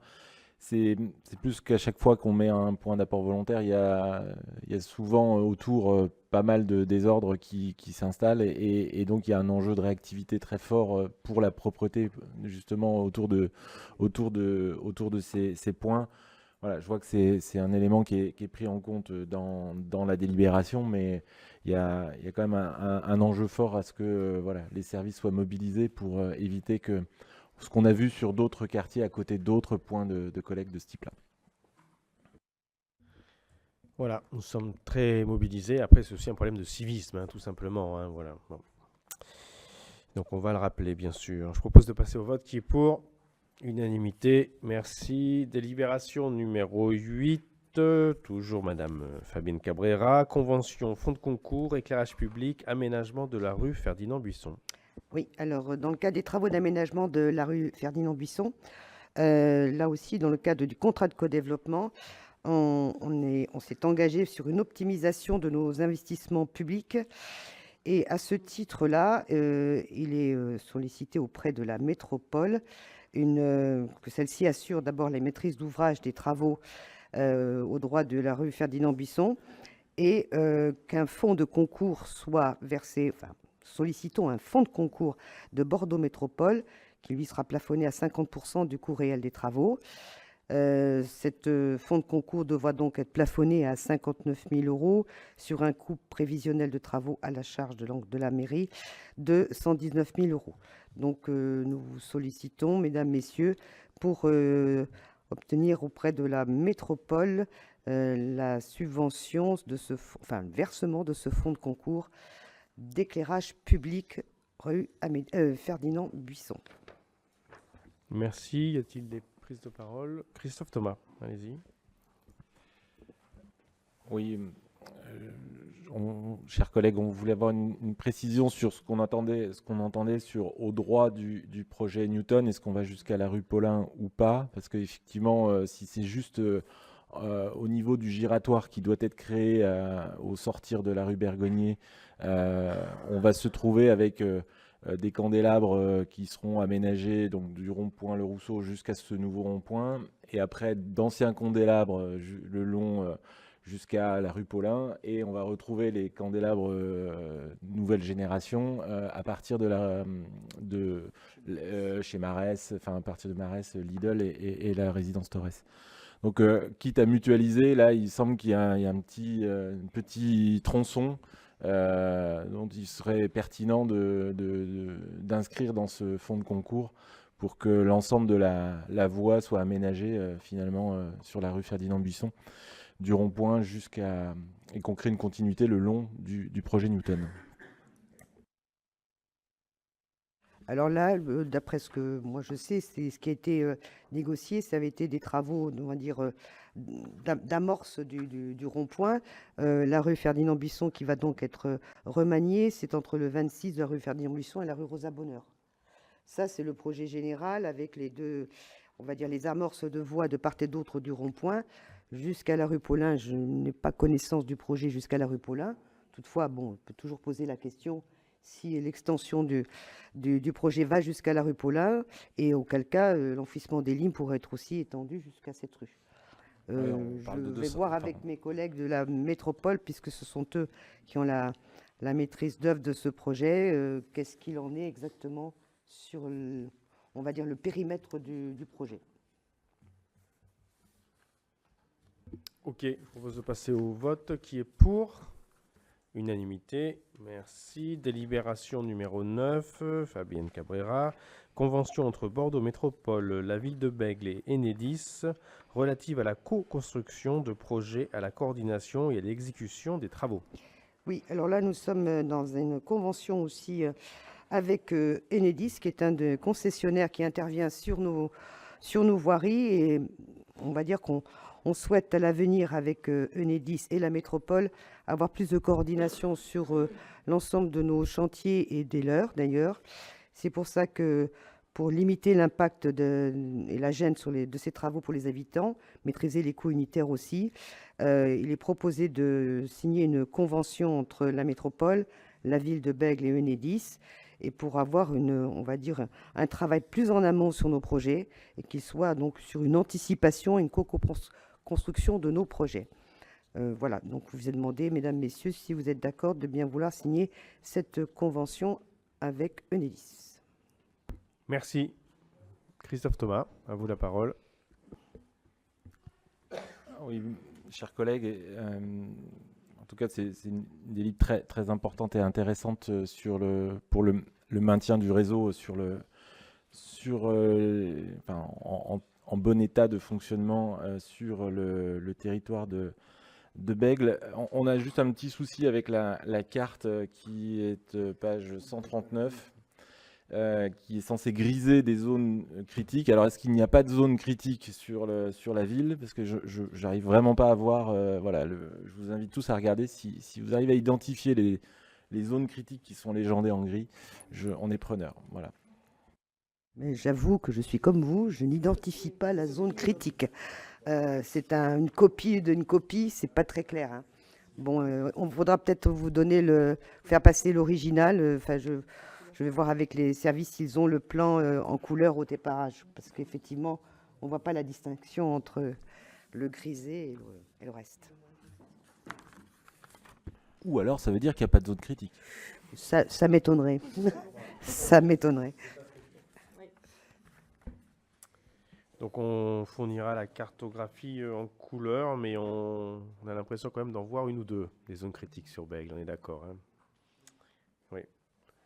Je propose de passer au vote avec transmission de la carte en couleur. Qui est pour? Unanimité, je vous remercie. Délibération numéro 10, convention de servitude Enedis, parcelle BH 563, Madame Fabienne Cabrera.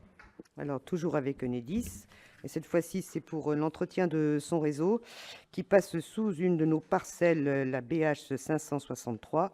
Donc, il s'agit d'envisager une convention de servitude entre la ville et Enedis sur cette parcelle pour lui permettre d'intervenir sur son réseau d'entretien, d'encastrement de coffrets, etc., etc. Je vous remercie. Je propose de passer au vote. Qui est pour? Unanimité. Merci. Délibération numéro 11. Convention de servitude Enedis, parcelle BL 24, Madame Fabienne Cabrera. Alors, la même chose que précédemment. Cette fois-ci, c'est une autre parcelle communale, c'est la BL 24, rue Louis Berriot. Pour la même chose, permettre signer une convention de servitude entre la ville et Enedis pour qu'elle puisse assurer ses travaux d'entretien et de maintenance de son réseau. Je vous remercie. Je propose de passer au vote. Qui est pour? Unanimité. Merci. Délibération numéro 12. Convention de partenariat entre la ville de Bègles, l'association Union Bordeaux-Bègles, UBB, et la société anonyme sportive professionnelle, SASP, Union Bordeaux-Bègles. Monsieur Florian Darcos. Merci, monsieur le maire, chers collègues. Donc, dans le cadre de notre politique sportive, vous l'avez compris, il y a une complémentarité entre le sport de haut niveau et le sport qu'on qualifie en général de sport de masse. À ce titre, la ville de Bègles affirme son soutien à l'activité du rugby à 15 de haut niveau et sa filière de formation. Aussi, nous exprimons notre volonté de soutenir l'UBB sous les formes les plus appropriées à la réalisation de ses objectifs sportifs. L'association UBB porte le centre de formation labellisé par la Fédération française de rugby et celui-ci sert de passerelle aux jeunes pour accéder au sport de haut niveau. Le centre de formation est adossé à la structure professionnelle SASP UBB qui assume les charges afférentes. Parallèlement, l'UBB concourt au rayonnement de la commune de Bègles, du nom de Bègles en France et en Europe du fait de sa participation à des compétitions nationales et internationales. De plus, l'UBB est un acteur reconnu sur le plan économique local. Quelques rappels. La ville de Bègles est détentrice d'un bail consenti par le club athlétique Béglé, le CAB, pour l'occupation et la gestion du stade Delphin-Loge depuis le 4 mai 2017, pour une durée de 50 ans, bail qui prolonge celui établi en 1992. À ce titre, la commune de Bègles assure la gestion du site, l'entretien des terrains et des bâtiments, à deux exceptions près, le CEVA Campus, propriété de l'UBB, et les locaux administratifs du CAB, propriété du club athlétique Béglé. L'article « Les destinations des lieux mis à disposition des locaux du DIBAI » précise que les locaux et installations devront être consacrés à la pratique sportive et identifie des partenaires prioritaires, parmi lesquels l'association UBB et la SASP UBB. La présente convention a pour objet de fixer des modalisations d'utilisation des vestiaires et des terrains pour le centre de formation, de fixer les modalités d'utilisation des terrains en ce qui concerne la partie professionnelle qui dispose de son centre de performance, le CEVA Campus, dans lequel se situe la base de vie et les vestiaires des joueurs professionnels, d'estimer la prestation annuelle pour l'entretien et la maintenance des installations relevant de la SASP-UBB, de déterminer les contreparties pour lesquelles s'engage cette même SASP-UBB et de fixer à 1 an la durée de cette convention. Merci. Merci. Y a-t-il des prises de parole sur cette délibération? Oui, Christian Bagat. Merci, Monsieur le maire. Mes chers collègues, cette délibération fait suite à la recommandation de la Chambre régionale des comptes portant sur les années 2015-2020. Je rappelle que ce rapport révélait, je cite, quelques irrégularités et par cette délibération, on va en corriger certaines. Sur le fond, cette délibération, mes chers collègues, les recommandations de la SCRC sont presque toutes suivies. Je dis presque, après avoir protégé en temps et en heure les intérêts sportifs et patrimoniaux du CAB, et par là même des Béglaises et des Béglés, je peux affirmer que l'ensemble de la Convention est conforme. Toutefois, nous eussions apprécié que toutes les recommandations de la CRC soient respectées, ce qui n'est pas le cas. Les articles L112.2 et L112.3 du Code du sport ne sont pas cités dans la Convention comme elles auraient dû l'être. Seul le L112.1 est évoqué. C'est pas grave, mais sur le principe, c'est dommage. L'effort d'introduire un tableau d'attribution des 107 places pour chaque match est louable et nous donne une transparence. Une transparence que nous trouvons partielle, car c'est très souvent les places avec prestation qui sont attribuées depuis des années à des mêmes personnes, ni élus, ni en activité. Cette catégorie n'existe pas. Pour éviter toute polémique, nous trouverions beaucoup plus naturel et plus clair d'avoir une rubrique « Invité de Monsieur le maire » avec X places à votre discrétion. Le côté purement légal de cette délibération ne soulève pas plus de remarques, même si nous considérons que les places restantes devraient revenir, outre le CAS, aux écoles, aux comités de quartier, à des associations caritatives béglaises telles que le Secours populaire, les Restos du Cœur et à leurs bénévoles. Ce ne sont que des propositions. Enfin, sur les recommandations de la CRC pour l'attribution des produits dérivés, il n'y a rien. Au total, les sports béglés, malgré ces 3 réserves, votent cette délibération pour que vive l'UBB.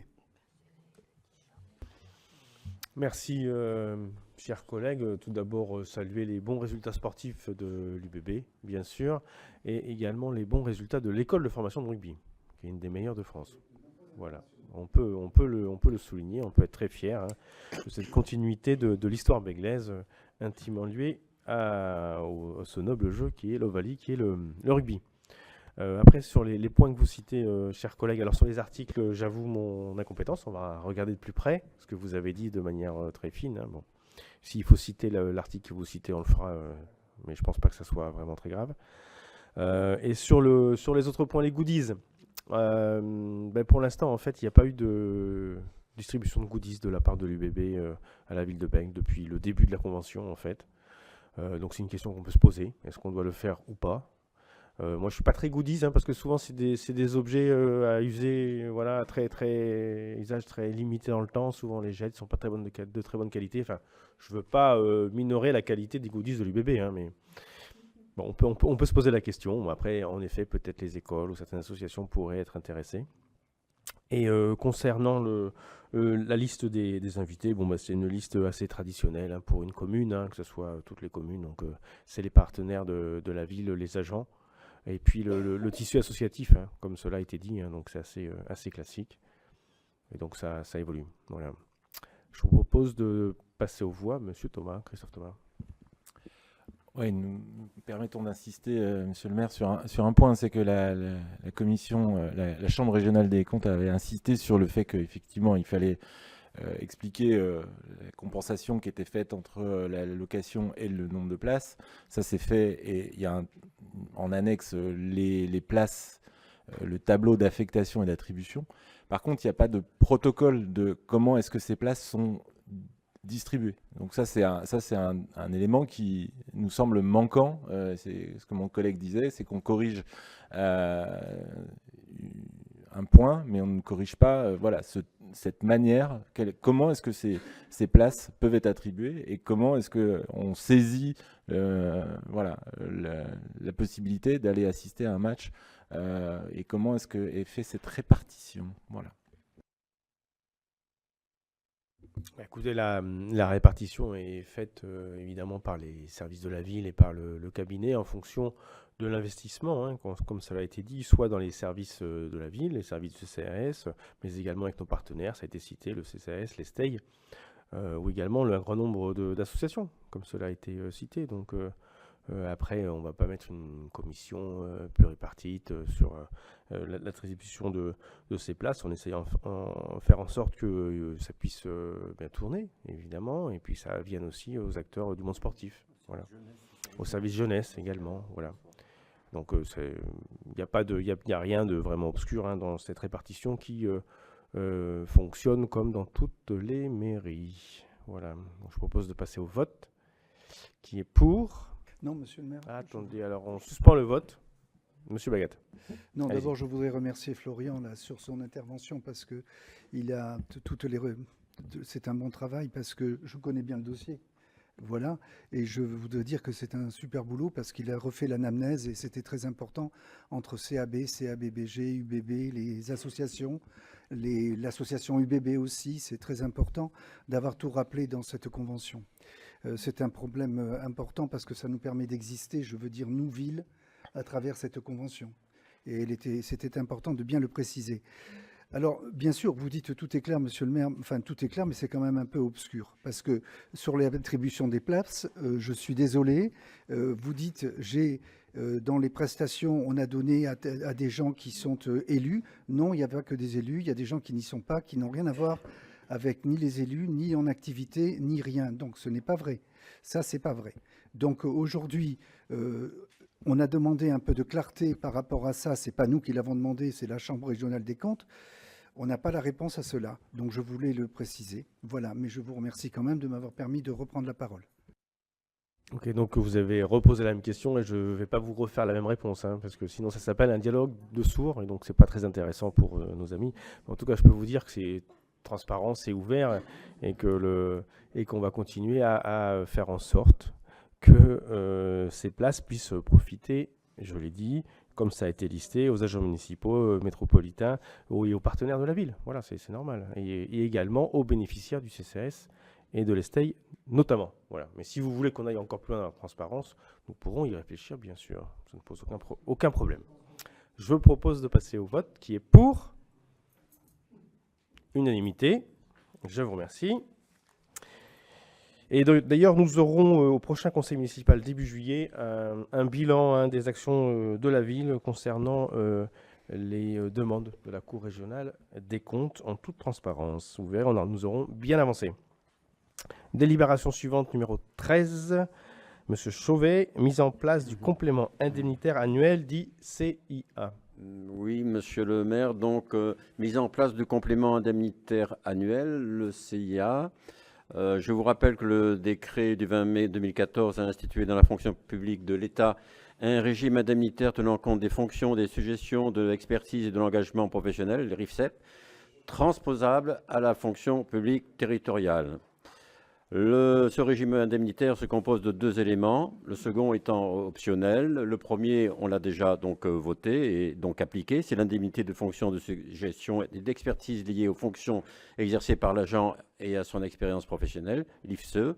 Et il nous reste donc le complément indemnitaire annuel, tenant compte de l'engagement professionnel et de la manière de servir en lien avec l'entretien professionnel. Nous avions, le 3 octobre 2019, défini les critères et les modalités d'attribution de l'IFSE. Il nous reste maintenant, suite à l'avis du comité social territorial réuni le 26 avril 2023, Il nous reste à proposer les critères d'attribution du CIA, puisque nous ne l'avions pas encore fait.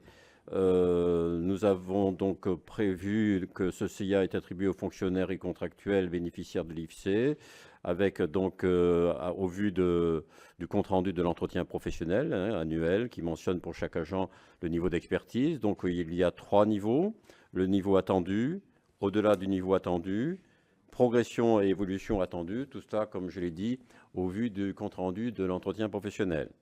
Le montant proposé par cette délibération sera, si vous le votez, 80 € pour les agents évalués pour lesquels une progression est attendue, 110 € pour les agents évalués au niveau attendu, 130 € pour les agents évalués au-dessus du niveau attendu. J'avais participé à la négociation avec les organisations syndicales pour le RIFSEP, pour les premiers critères. Là aussi, nous avons donc travaillé avec les organisations syndicales. On a évolué, on a augmenté un petit peu le budget, d'ailleurs, monsieur le maire, puisque nous avons voté ensemble un budget de 53 000 €. Voilà, donc nous vous proposons de fixer dans cette délibération, l'article 1, le montant maximum et les critères d'attribution du complément indemnitaire annuel, comme je viens de l'indiquer. Merci. Merci, chers collègues. Donc, lors du vote précédent du RIFSET, qui est la prime maintenant nouvellement nommée, nous avions fait le choix à l'époque de mettre à 0 le CIA, ce complément indemnitaire annuel, pour ne pas mettre en compétition les agents entre eux. Simplement, nous avons eu un courrier de la part de l'État qui stipule que c'est obligatoire et ça menaçait en fait le versement de cette prime pour certains agents municipaux. Donc, nous avons fait le choix, et je tiens à remercier le travail de Marc Chauvet et du service ressources humaines, dont le directeur Christophe Doimo, en concertation avec les organisations syndicales pour trouver ces 3 montants, voilà, qui satisfaisent tout le monde. Et nous faisons un effort supplémentaire, une enveloppe supplémentaire de 53 000 €. Je propose de passer au vote, qui est pour unanimité. Merci. Délibération numéro 14.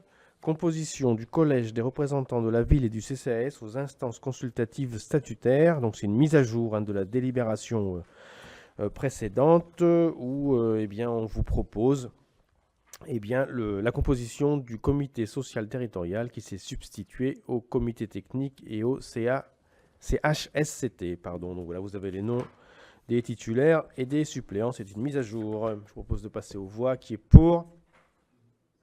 Qui s'abstient?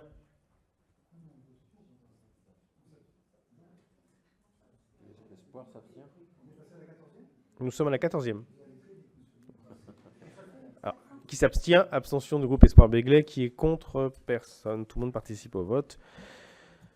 Adopté. Voilà, donc ça là clôt les délibérations du conseil municipal. Il nous reste une motion à examiner qui concerne une motion de la ville de Bègles contre le projet d'ouverture à la concurrence des TER, trains express régionaux, en Nouvelle-Aquitaine, pour affirmer l'importance, à nos yeux, d'une gestion en régie des TER sur la région Nouvelle-Aquitaine et sur l'ensemble des régions de France, afin eh bien, de faire en sorte que le RER métropolitain, ou RER girondin, plus exactement, puisse se développer pleinement autour de l'agglomération bordelaise, avec le développement de la gare de Bègles, qui en sera une gare structurante, en lien avec différents bus express.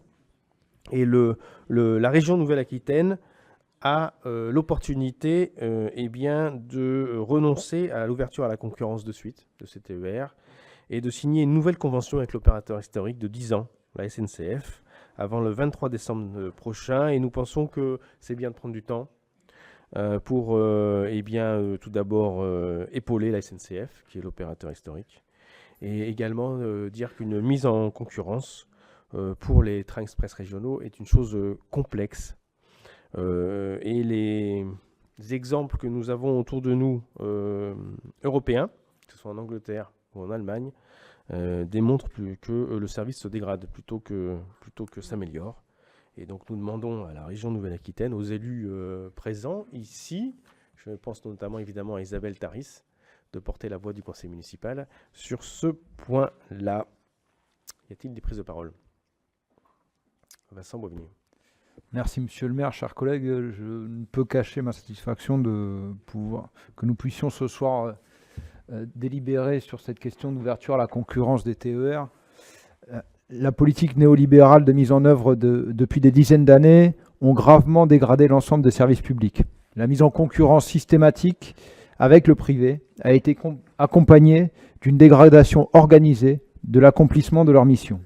En juin prochain, les élus de la région Nouvelle-Aquitaine vont devoir se prononcer sur le choix d'une nouvelle convention de service public avec la SNCF concernant notre réseau de trains express régionaux.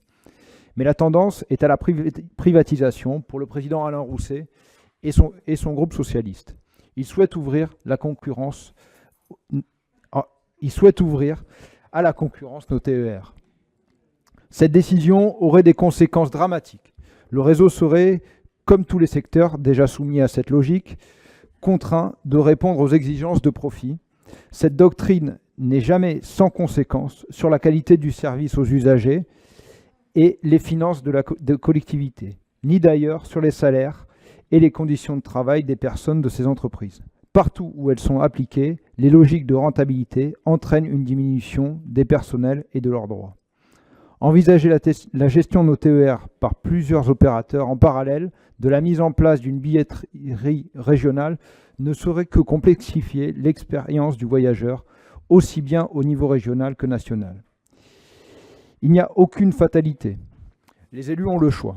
La loi LOM autorise la signature d'une nouvelle convention pour un délai maximum de 10 ans avec l'opérateur initial, la SNCF.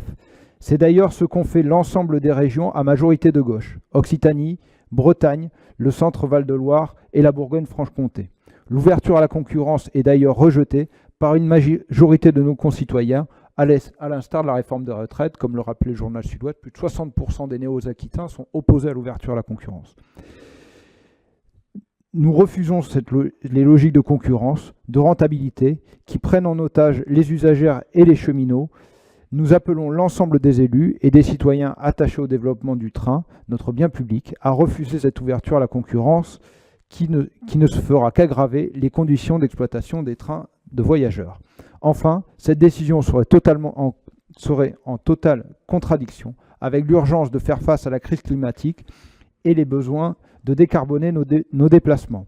Prendre ce chemin nous conduirait à prendre un retard énorme face aux défis qui sont devant nous.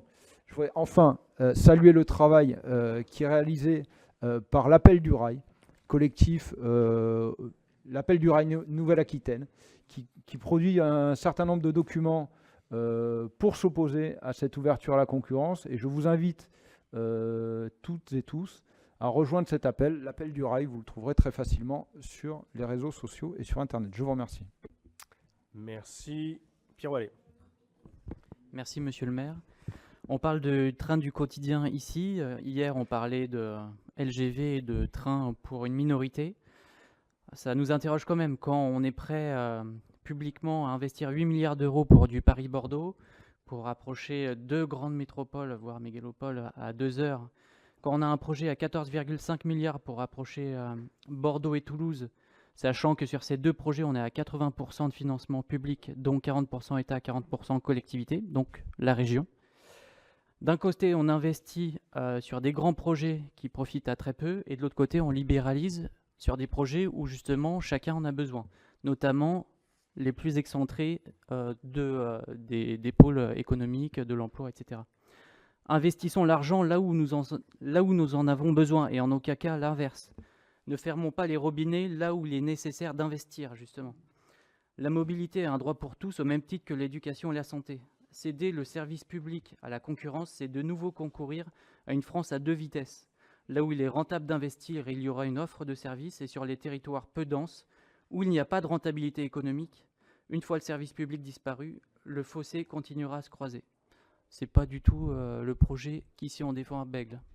J'espère que ça sera entendu au niveau de la région. Je vous remercie. Y a-t-il d'autres prises de parole sur ce sujet?